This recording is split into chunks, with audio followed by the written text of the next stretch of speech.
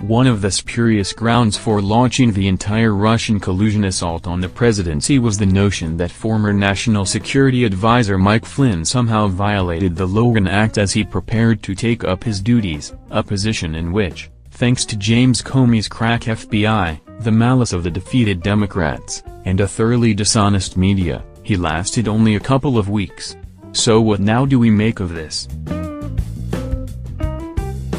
John Kerry's bid to save one of his most significant accomplishments as Secretary of State took him to New York on a Sunday afternoon 2 weeks ago, where, more than a year after he left office, he engaged in some unusual shadow diplomacy with a top-ranking Iranian official.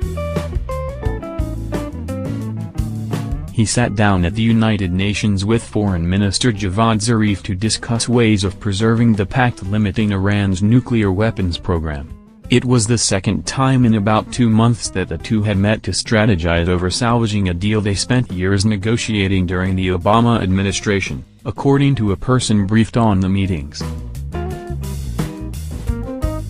With the Iran deal facing its gravest threat since it was signed in 2015, Kerry has been on an aggressive yet stealthy mission to preserve it, using his deep lists of contacts gleaned during his time as the top U.S. diplomat to try to apply pressure on the Trump administration from the outside. President Trump, who has consistently criticized the pact and campaigned in 2016 on scuttling it, faces a May 12 deadline to decide whether to continue abiding by its terms. Kerry also met last month with German President Frank-Walter Steinmeier, and he's been on the phone with top European Union official Federica Mogherini, according to the source, who spoke on the condition of anonymity to reveal the private meetings. Kerry has also met with French President Emmanuel Macron in both Paris and New York, conversing over the details of sanctions and regional nuclear threats in both French and English. The Logan Act, which dates from 1799, states,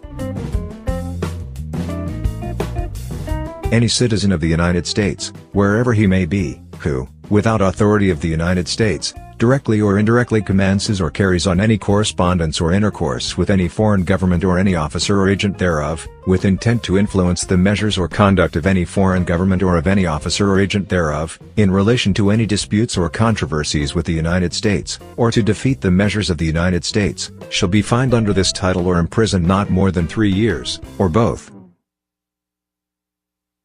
John Kerry, the former Secretary of State and former Senator, holds no governmental office. He is unauthorized to speak on behalf of the United States. There is no question that he is trying to undermine current American foreign policy by trying to salvage the disgraceful nuclear deal with Iran that he in part negotiated. But this is typical of the modern Democrat Party, which views itself as the only rightful political party and always acts accordingly. New Secretary of State Mike Pompeo ought to call Kerry into his office and onto the carpet, read him the riot act, and demand that he stand down instead of swanning around the diplomatic world as if he still mattered.